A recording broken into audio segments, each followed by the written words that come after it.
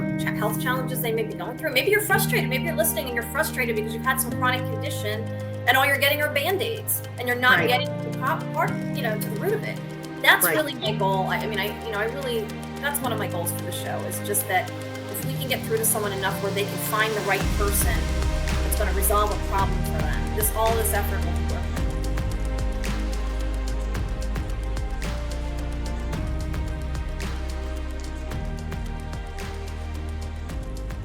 it. Welcome. And I do mean welcome. This is our first show, Life, Liberty, and Wellness. Right, Daria? Right. Very excited. Super excited. So that's Daria. She's my partner. I'm Beverly.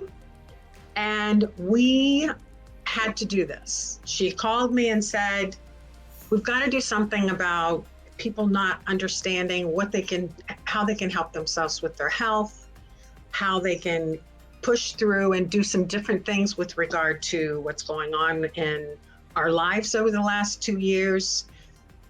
We both spoke with many people who were just in fear. And it just, was amazing to us because we've been researching different health issues, and we've tried different alternative techniques that have worked for us when the medical traditional path didn't work. And we wondered, why don't people look at those other options? So we think that, we don't know, but we're here to help you through that. And Daria and I, the reason, she called me, I think, was because she knows me. She knows what my interests are. We know each other. We've worked together. We've lived together. We've cried together. We've done a whole bunch of things together. We've gone through a bad business partner together, and we still love each other. Yes, I think that says a lot for both of us, right? Yes, it does. So we want to begin with this first show. We're going to talk about who we are and why you might want to listen to us. And you don't have to believe everything we say. And we don't really want you to. We want you to start to do your own research, but we want to help you find it. We want to bring on people who can talk about it, who are professionals, and help you in any way that we can. We're going to create checklists, all kinds of things where you can get them all in one place. And we're going to do what we can to help you, because that's what we feel like we need to do. That's why we're doing it. We're not doing it to make money. We may work with some affiliates on things. You don't make a lot of money with that. Right? So, and then we're going to, because we both work, so we're going to be doing this the best we can to share this knowledge. But what I want to do is introduce you to Daria and have her share with you who she is and why she's here. Take it away, Daria. All right, thanks, Bev. Well, hi, everyone. It's an interesting story because I do come from a conventional medicine background. My dad is a retired general and vascular surgeon. I have a brother who's a pathologist. My maternal grandfather was a pharmacist who owned a corner drugstore. Although I will say with him it was very different. My mother said that he really, he made his own medicines. It wasn't a big pharma type of situation. He really tried to help people with natural remedies. So there was a little bit of that as well. I grew up the youngest of five, had a great childhood, great upbringing. And, what led me on this path, I'd hate to call it alternative, Bev, because back before Rockefeller took over and created the American Medical Association and took over medicine, naturopathic or whatever we want to call them, functional alternative doctors, they were mainstream. I mean, that was the norm. They weren't considered unusual. However, we don't want to go down that rabbit hole today, and we don't have to. I'm just here to tell you a little bit about my story. But, I was frustrated with conventional medicine from the time I was 19. And I can share the story. I was pretty young when I started menstruating. I was about 11 years old. Everything was fine until I got to my 16th birthday, or got to be 16 years old. And then it just started going crazy. In other words, I would not get one. It would be 3 to 4 months, 6 months. And finally, I didn't want to go to the doctor. My mother was begging me, just at that age, you really don't, that's the last thing you want to do. You don't want to see one of those doctors, But finally, when I was 19, she was like, that's it. And I said, well, it has to be a woman. My mom's like, fine. And of course, my dad was on staff at a local hospital. And so he said he referred me to one of his colleagues there. And I'm not going to say her name. I'm not trying to, when I tell these stories too about these doctors, I just want people to remember that I don't want to call them victims of the system, but they come up in the system. This is what they know. So my real issue is with the system more than it's with the doctors. Although I do think that they could try to get out of the box a little bit more than they do, many of them. However, so anyway, I was 19 years old. And so basically, my period basically had stopped, or it was very far apart. I wasn't having a regular cycle. And so this doctor was lovely, lovely person. I really enjoyed meeting her. She was great as far as the exam and everything. And it was, at that time, I mean, that was something that really terrified me, but she was awesome. And so then we sat and talked, and she had no answers for me. She didn't know why my period was so irregular. But she just said, well, I'm going to put you on, I think it was called Provera, which is not natural progesterone. It is a synthesized version of natural progesterone, because we all know that big pharma can't make money on anything that's natural. So they have to chemicalize things. That's my word. But they have to synthesize things in a lab. And so she said to me, I'm going to put you on this. And she goes, it's not going to solve the problem. It's going to create a false scenario in your body. So it's going to trick your body into thinking it's having a period, but it's not a real period. It's a false scenario. And I was 19, and I remember looking at her and going, well, like, what's the point of that? If it's not going to solve the problem. Like, she had no answers for me as far as what was causing this problem and what to do about it. This was basically a Band-Aid. And even at that age, I thought, God, I don't want to put something synthetic in my body. That doesn't sound good to me. So let me just fast forward many years later. I mean, that led me on a path of, I went from doctor to doctor to doctor. And I mean, still in the traditional, conventional medical mold. So I can't tell you how many gynecologists I went through after that, even after moving to Florida. And it was the same story, put you on the pill, put you on the pill. Well, I didn't feel good on the pill. I stopped taking it, still having the same problem. It wasn't solving my problem. But I was just dealing with it because I did not want to take synthetic hormones. I don't know. I just instinctively knew they were bad for me. So finally, and I think it was around 1998. And so funny, I was working for Washington Mutual Bank and in the marketing department. And there was near my office, there was a dermatology office. I started breaking out. I should back up and say, I started getting cystic acne on my chin. I mean, it was so bad that I could actually feel it on the inside with my tongue. It was cystic acne. Ooh. So this dermatologist was great. And he took one look at me and he goes, that's PCOS. He's like, you got to go see your gynecologist. He's like, I'm going to give you a prescription that'll make the acne go away. But he's like, this problem is hormonal. I think you have PCOS. You need to go to a gynecologist. So I went to another gynecologist, and it led to many tests. And ultimately, I ended up, I think it was the year 2000, having like a laparoscopy for, I had a little bit of endometriosis, it turned out. But prior to that, I'm sorry, I had an ultrasound that showed that. Now, here's the thing about polycystic ovarian syndrome. It's really misnamed.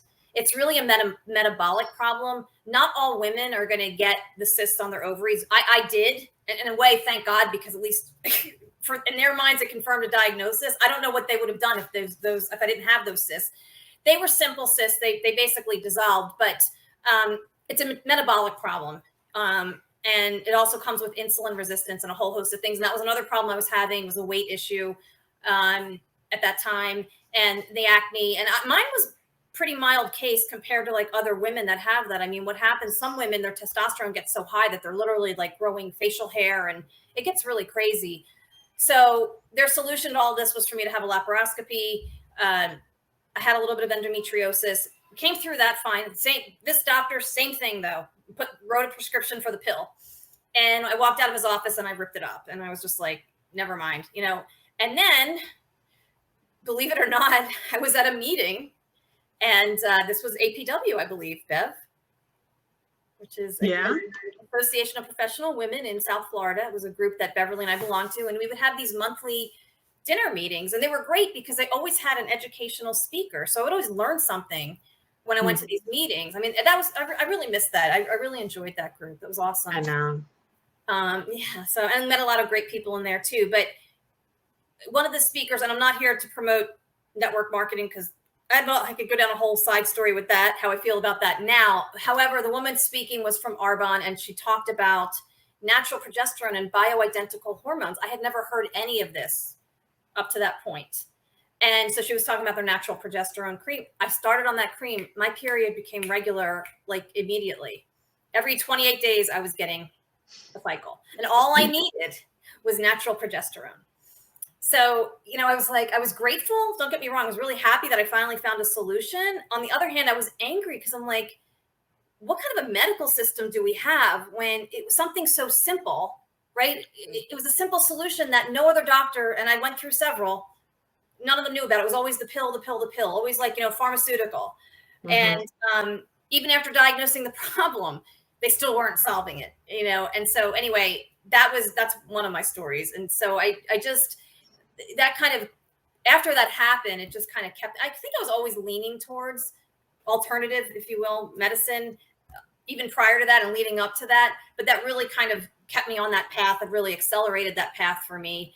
And look, I mean, I think we're really great at trauma. Conventional medicine in this country is very great at trauma. You're in a car accident, you break your leg, those kinds of things. It's great. Not so great at solving these kinds of things. And I'll just throw out another example, and then I'm going to hand it back to you, Bev. But even with diabetes, right? People have been led to believe that that's just a chronic illness. You cannot get rid of it. It's a dietary problem. Change your diet, you can reverse it. So, but how many? Not all of it, though. Not every type of diabetes, right? Type 2, pretty much. Yeah. Now, type 1. Okay, so type 1 is an autoimmune problem where your pancreas does not secrete enough insulin. They will always need insulin. However, they benefit from a low carb diet too to keep the blood sugar stable. Type 2 diabetics, too much insulin. Insulin is a fat storage hormone, and it just, when I say carbs, I don't mean, and sugar, I don't mean just like table sugar. I mean bread. When you ingest bread or wheat or grains, your body, it's all glucose to your body. Pasta goes in as glucose, spikes your blood sugar. So and there's lots of documentaries, and I could point people to, and other, actual doctors, MDs out there, several great podcasts that talk about this. But I'm just saying that that's an example of conventional medicine saying, you got to live with this, nothing you can do about it, just take your insulin.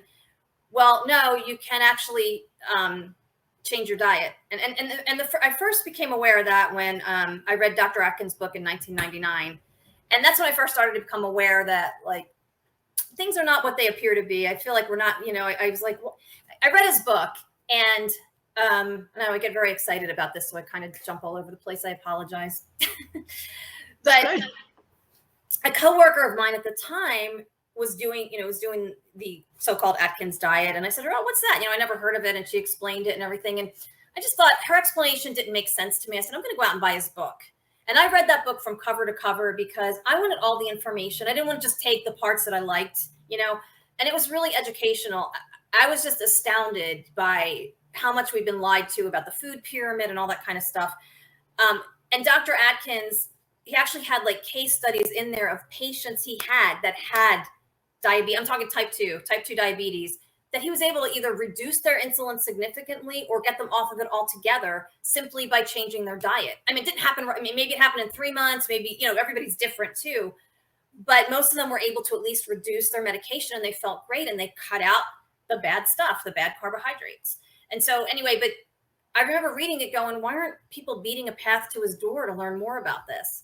Well, after the past 2 years now, I've really become aware of just how there are powers that be that don't want people to know that so much of your health is within your control. I'm not saying everything, but I mean, there's a lot of things you can do to keep yourself healthy.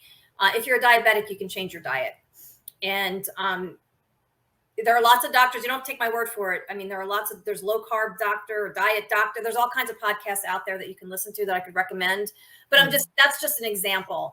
And certainly after the last 2 years, I've just seen these forces, use fear as a weapon. And that's what led me to call Bev one day. I mean, I woke up one morning and said, Bev and I need to start a podcast. And then I called you, and you said, I had the same idea. So here we are. But that's a little bit about me. I kind of rambled. I'm sorry. But no, it's good. And, it lets people know this is why we're doing it, because we have found answers in other ways. I mean, if you hadn't gone the route that you did, Daria, you'd still be living with the symptoms of the POS. Yeah. And it's very common. It's a very common, disorder, or condition, I'll call it, with women. I mean, it's very common. And like I said, a lot of times it goes undiagnosed because it's really misnamed, because not everybody gets the cyst, and you don't have to have, even if you don't have the cyst, you could still have it. It's more of a metabolic problem dealing with hormones, especially with insulin. And anyway, so yes, I'm so glad that, I'm just glad that I was the kind of person that asks questions and that doesn't like just take an answer. If I feel like, I listen a lot to my gut, and if I just feel like there's more to the story or something's off, then I listen to that. Well, at least when it comes, especially when it comes to my health. And I think I wish more people would do that, and that's why you and I are here. And also the other thing, and I won't get on this tangent because I could devote a whole episode to this, but I think the other system that we've all just accepted without question is this health insurance system, which is so crazy to me. Because when you go to a lawyer, do they take a copay? No, you're going to pay for that. And they bill in 6-minute increments. If you took your car to a mechanic, you're not giving them a copay. You're going to pay for whatever's wrong. Okay. Assuming your car's not under warranty and you have to fix it. So why would you think choosing a doctor because they're on your insurance plan is a great idea? And understand that's why they spend like 5 to 7 minutes with you at a visit. They're not delving. Insurance is not designed for you to thrive and live your best life. It's designed to do the bare minimum, and these doctors don't spend any time with you. So I guess what I've also learned along this journey is if you want to get the answers, you need to get out of that mindset where, I don't want to pay for my health. I want to pay a $10 copay. Well, you got to get rid of that mindset if you truly want to get well. And even if it means maybe you're giving up a vacation or you're cutting back on going out to eat. I mean, what could be more important than your health, honestly? So, the help is out there. There's functional medical practitioners out there, and they're excellent. And I'm not saying, and they're affordable, but a lot of people just have this mindset. Well, no, I need to pay a $10 copay. They're just not into that mindset of paying someone to help them achieve better health. Right. So, yeah, if it's not in my plan, I'm not going to do it because I already pay a lot for the insurance premium. Right. But yeah, I know. But as you just said, what's more important than your health? Because as that degrades, so it is your lifestyle. So it is everyone who's associated with you. If you get, if your health gets worse, you take everybody down with you and you don't live your best life. You don't have fun. You can't be a good parent if you're not feeling well and you're feeling down and you're depressed. Yeah. So that's what happens. And, and you said depressed, Bev, and that just brings me to another point. If you go to just a conventional doctor and say, I'm depressed, what are they going to do? Write you a prescription they're not going to connect the dots and think, well, maybe it's your thyroid. This is a whole other topic. We have so much to talk about. Yes, we do. But I'll just say that again, really, if I could define our medical system or sum it up, it's just, they love to manage symptoms. Nobody wants to get to the heart of the problem. It's all, I agree. Nobody thinks, well, maybe it's hormones if you're depressed.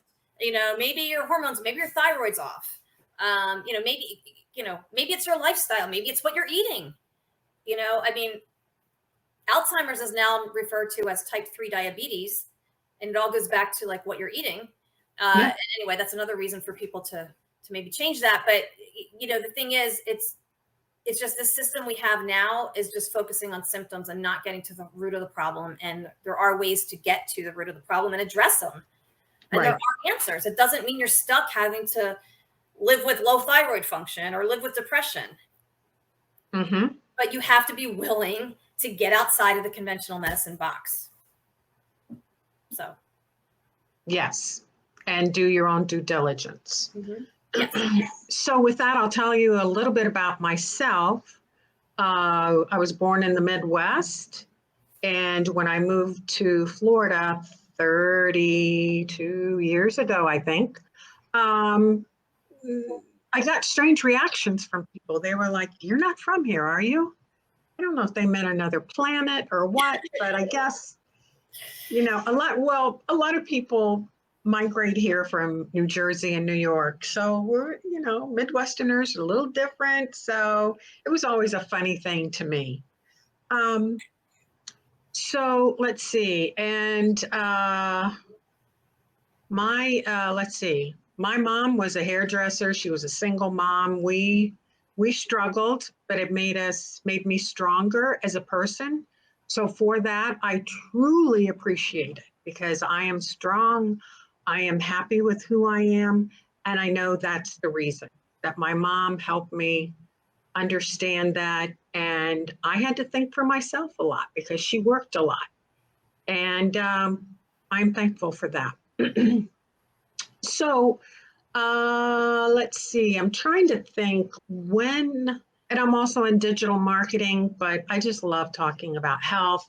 I listen to recordings, podcasts and things about the mind, about neurology, all that kind of stuff. And I just love it. I just eat it up. So one of my first forays into alternative medicine or treatments was when I had a blocked urethra. I don't know if you've ever heard about that, but that it blocks just occasionally. But when it does, it's very painful, and it became more frequent, and it was just awful. And so I went to a urologist, and he performed dozens of tests. And I even went to the hospital for the, where you take the liquid that's colored so they can see everything. I sat on what looked like a toilet in his office. I don't even remember what all they did. They wired me up. They did everything. At the end of all that, I went in and he said, well, we're not seeing anything. So what we're going to do, the nurse is going to teach you how to catheterize yourself. Yikes. I was like, me? So I still remember this. I drove home thinking, catheterize myself. He couldn't, in his field, in his study, in his practice, and what he knew to do in this situation, he could not find the answer. So I said, And somehow this voice came to me. My friend Gary had raved about this acupuncturist, just raved about all the different things that he did for his patients.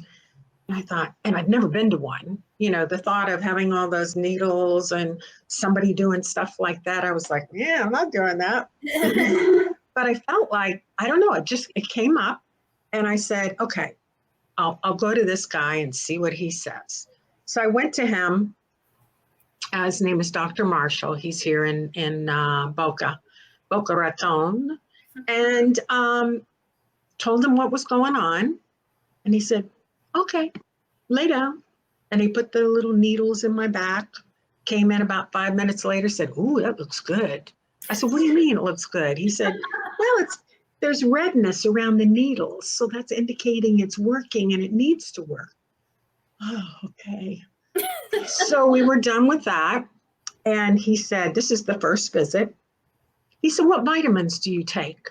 I said, oh, I've got my whole list with me. I was over 40 then. So I'm thinking, you're going down, girl. You better be taking some supplements. So I show him my whole list. He looks at it. He says, you don't really need all this. And he said, your urethra is blocked from those vitamins that are not breaking down. Oh my goodness. He said, we're going to give you some herbal supplements to take. They had beetroot, carrot root, all kinds of root vegetable makeup in there. And I said, okay, when should I come back? He said, you'll know. And I was like, are you kidding? Really? I've never heard, a doctor never says that, but okay. And so I went home, and I believe it was the next day, it could have been the second day. And not to be too much TMI, but when I was urinating, I thought, wow, my stream seems stronger.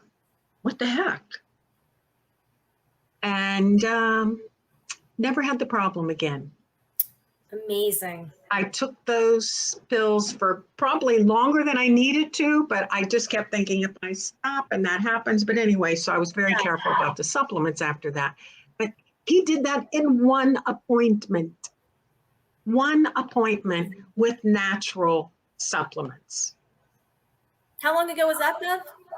Oh boy, 2000 something, maybe early 2000. I have to look that up. No. Never had the problem ever again. Amazing. So one visit, 20 years later, you're still doing great.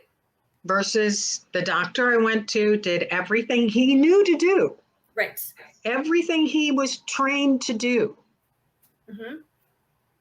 And his treatment was catheterize yourself. Has anybody here ever been catheterized? Actually, I Imagine doing that to yourself every time it came up. Yeah. Your muscles cramp. It's awful. It's awful. So that was one of my experiences.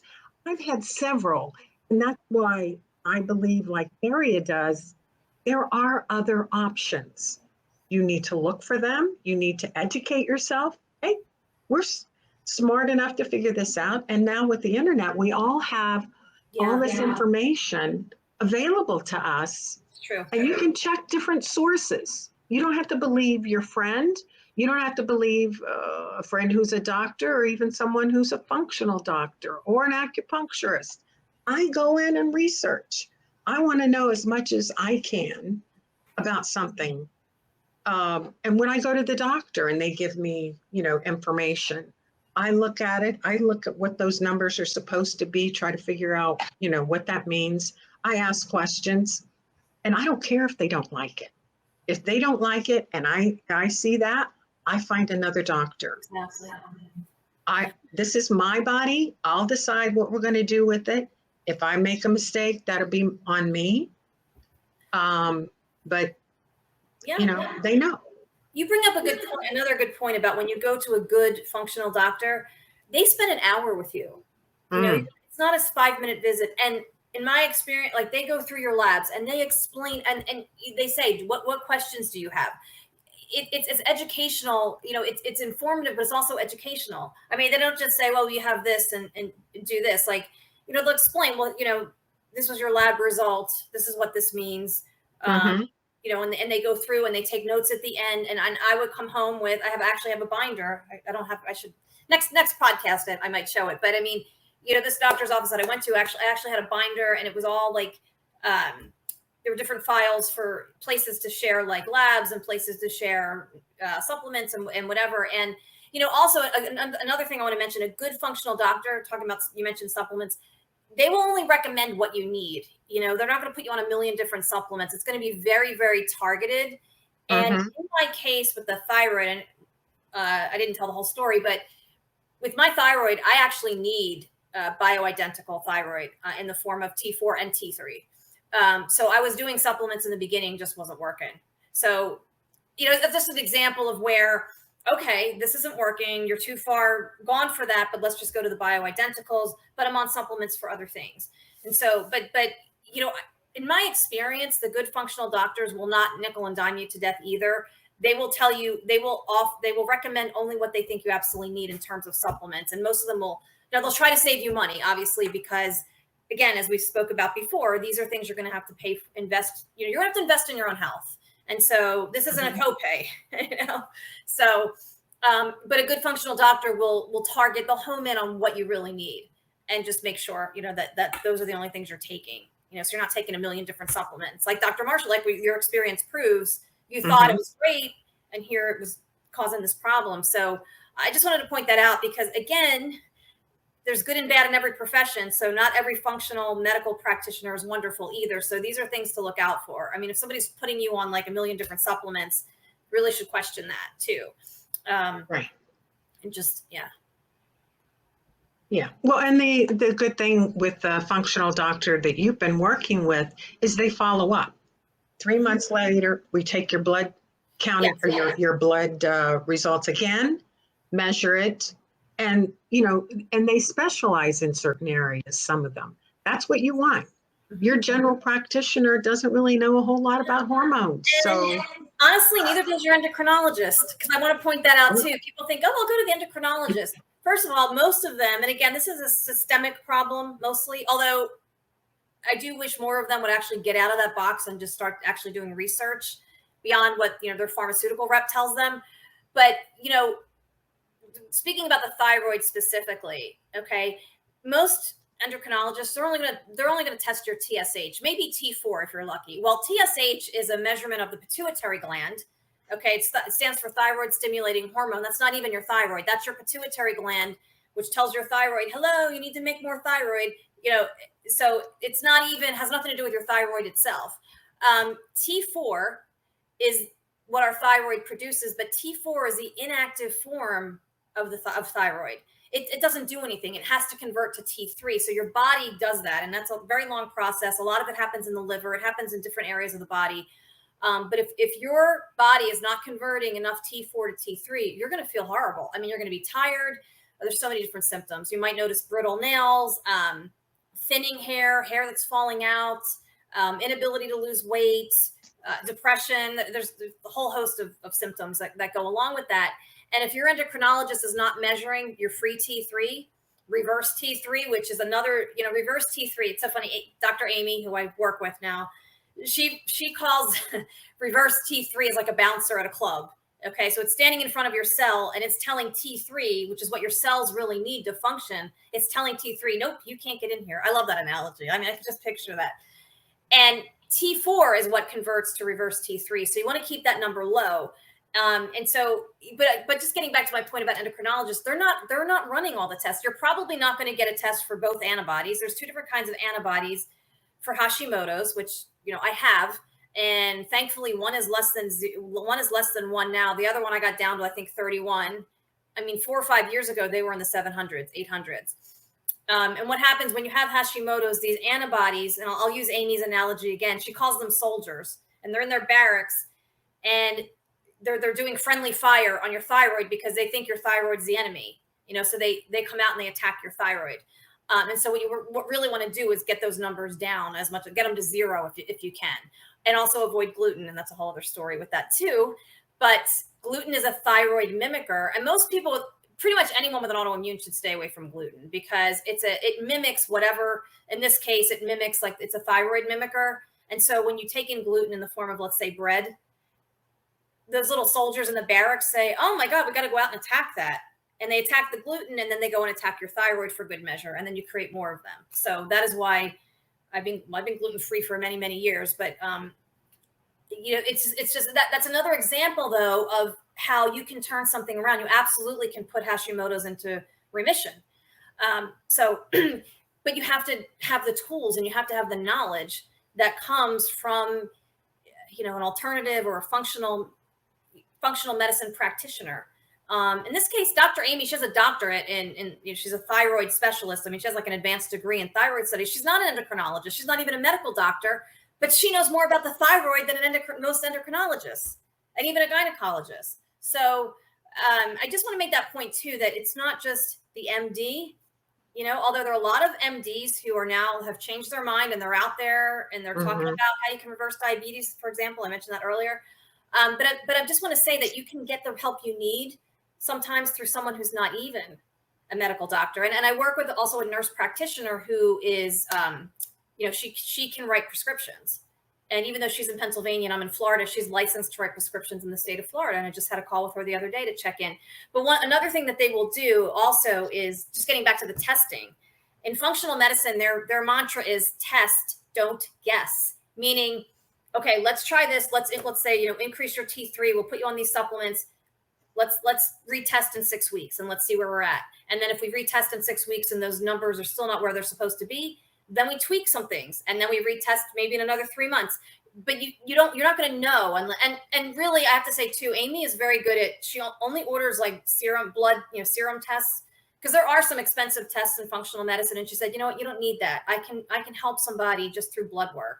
And honestly, I use Ulta Labs. I do not have, I have a very high deductible health insurance plan, which I never wanted in the first place, but I won't get into that. So it doesn't cover anything. So I go to Ulta Labs. And here's the thing that I think a lot of people don't know too. Let's say, Bev, like you go to your doctor. Let's say you're going to a traditional medical doctor and you say, I want T4, T3. I want all these tests. I want to test the 2 types of antibodies. And the doctor says, oh, no, we don't do that. You can go on Ulta Labs yourself and get the test, and they work with Quest Labs here locally in Melbourne is the one I go to. but I guess they've created contracts with them. Go online, and it's really not that much money. I have a health savings account. I use it for things like this.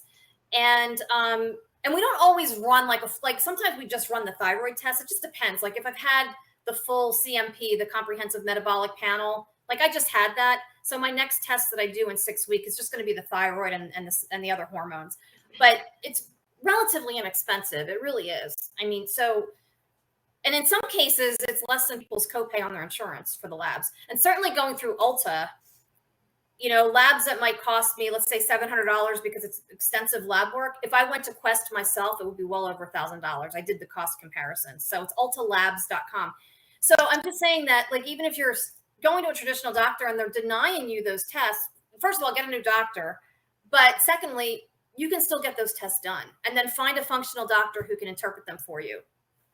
And the other thing I want to say, since we're talking about lab work, is that here's another thing that separates conventional medicine from functional medicine. So conventional medicine, the ranges for like normal are pretty wide. And when you think about it, it's based on a sick population. I mean, 88% of Americans are metabolically unhealthy. Think about that. 88%. That number's probably higher after the last 2 years too, of lockdowns and people sitting around eating, just bonbons. Bonbons, donuts, pizza. Because they're in fear. That stuff. Yeah, comfort food, because you're in fear. And I get it. I mean, I've been there. I've done that myself. I get the appeal of comfort food. But 88% prior to 2020, that number was 88%. I'm sure it's higher now. 88% of this country is metabolically unhealthy. So these lab values are based on basically a sick population. So functional medicine doesn't accept a range of this big. Like as Amy describes it, she's like, think of the side of a barn.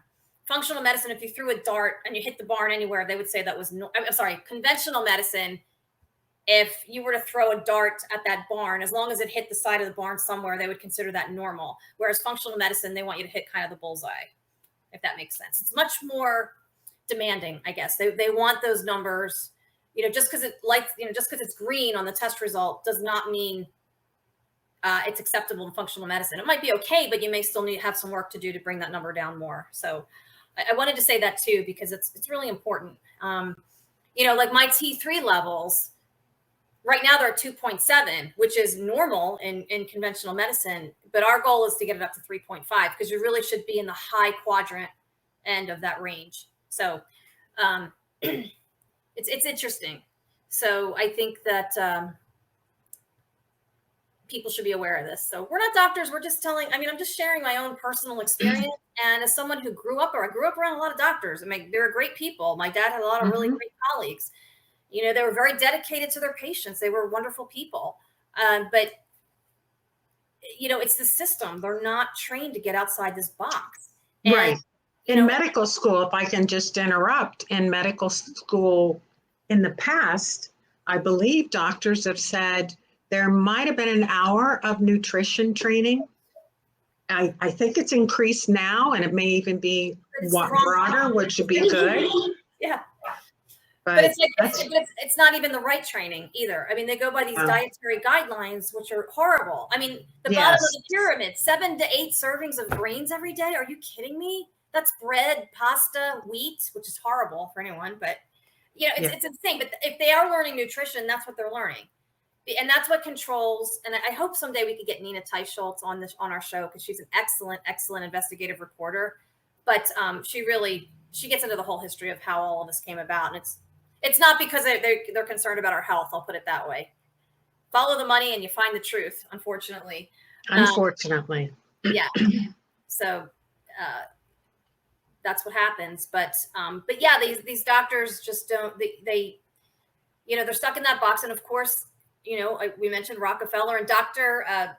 Christiane Northrup talks about this all the time. So I'm not pulling this out of thin air. You can look it up yourself and find the answer. Rockefeller did take over medicine in the early 1900s. And we went to an allopathic system where it was a pill for everything, and big pharma and pharmaceuticals. And I want to say, that's where I wanted to go with this. Speaking of big pharma, here's another thing too. I always had an aversion to that too. And I don't know where it came from. And I remember when I was out of college, my cousin was a pharmaceutical rep, and I was looking for a job, and my mom was like, why don't you shadow her? Because she's making great money. Sure. She was going on trips to Hawaii. She was flying all over the place. And so I said, okay, so I job shadowed her, even though I really had no interest in doing this for a living. And, we were a lot younger at the time. We were in our early 20s, and she was a real attractive young girl, nice figure, dressed, and I'm not saying anything, untoward went on. I'm just saying, I know that the pharmaceuticals, they want attractive young women, young men, whatever, it's that sex appeal thing that they use to sell their drugs. And anyway, each doctor's office we went to, if she spent 5 minutes talking about the drug itself, that was a long time. Most of it was just BS, bringing them food, chit chat, and talking about their summer vacation plans. Very little of it was devoted to this pharmaceutical and what the potential side effects could be, what it supposedly does. I mean, maybe about this much of the conversation was about that. I was so turned off by the time I got home. I said to my mom, I am never working in this field, never. Last thing I'm going to do is push pharmaceuticals on people. Mm-hmm. This is what's controlling healthcare and hospitals and the corporatization of medicine.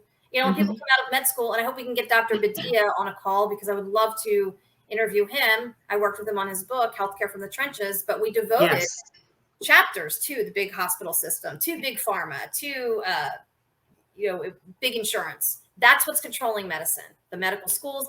And I can't remember, I apologize because I can't remember the exact statistic, but I think it was like 85%, might be higher now. 85% of people that graduate from medical school, they go to work for like a big health system. They don't go into their own practice. So if you ever wondered why doctors don't make house calls anymore, it's because they're corporate employees. That's right. Yeah, that's what the last specialist I went to, a neurologist.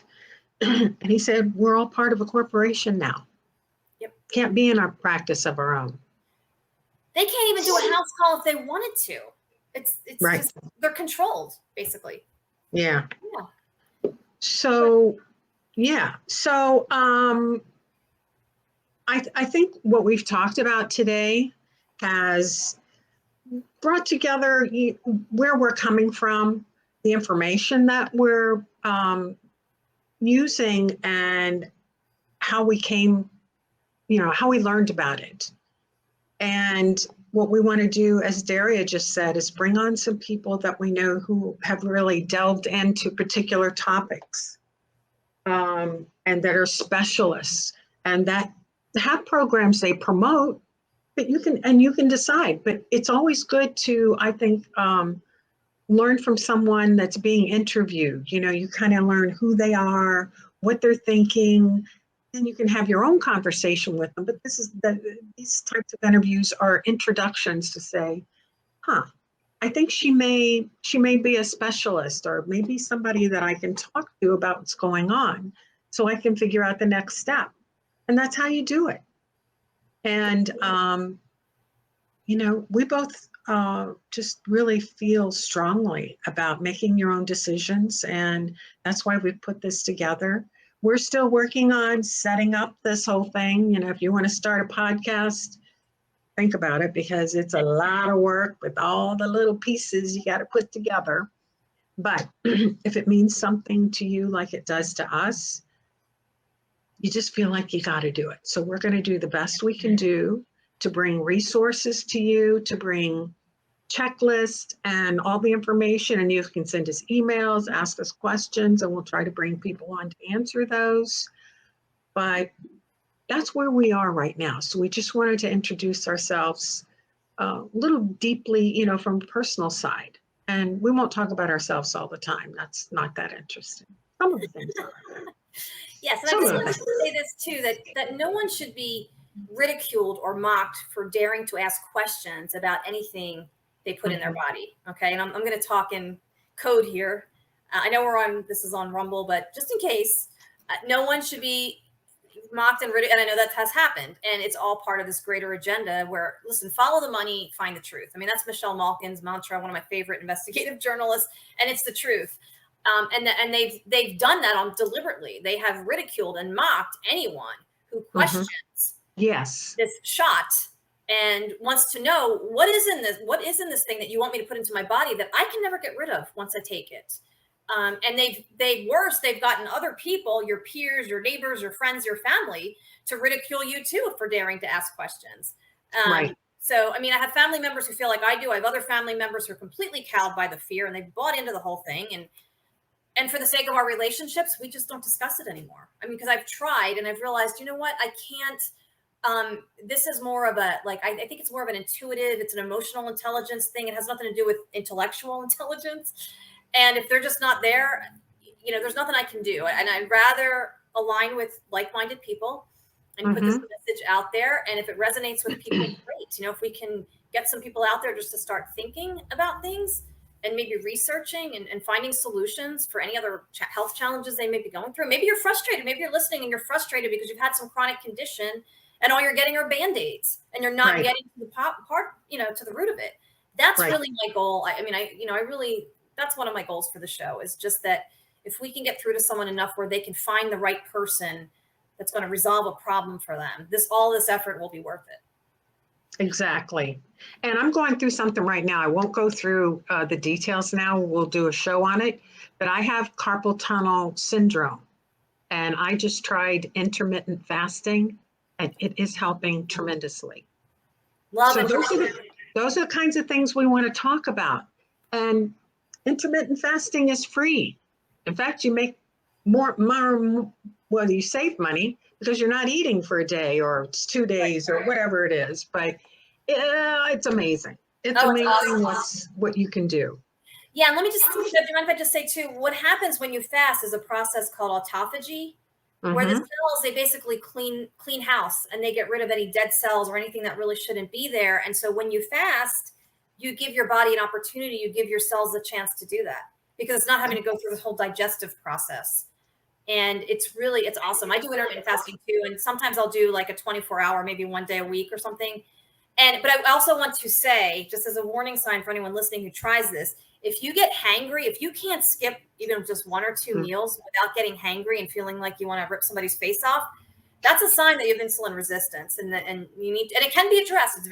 It's simple to address, but I just wanted to point that out because try it, and then if you do experience that, then hey, I got to look into this, and I got to find the right person to help me with this because intermittent fasting is wonderful. Yeah, I just started it. I've only done it 3 times. I think it's amazing. So for us for this first show, it's quite a bit actually, but we just wanted to share all of this. Do you have any closing statements? I've started to say arguments. Closing statements, Daria? I just want to remind everyone that Bev and I are not doctors. We're not thyroid specialists. We're not functional medicine practitioners. We're just here sharing our own experiences. And as Bev mentioned earlier, we want you to do your research, find the right people. We hope to be bringing guests onto the show as resources, as people you might want to work with or at least learn from. But we're not this show is not intended to diagnose any illnesses or treat any illnesses. We do have a website forthcoming, and I would say the same for the website. Anything you read on there is strictly just for general information purposes and certainly not intended to diagnose. Because one other thing that I have learned is, although we're all made of the same stuff, we're also sort of bio-unique in many ways. So I could have, someone else could have Hashimoto's and all the same things I do, and maybe their solution is a little bit different. Maybe they're on a higher dose of T3, because we're all different, even within the similarities. Right. So I just wanted to point that out. And other than that, I'm just looking forward. I'm excited. I'm so glad we're finally getting this out there. And I just look forward to reaching as many people as possible. Okay. Thanks, everybody. We'll see you next week. Bye. Bye.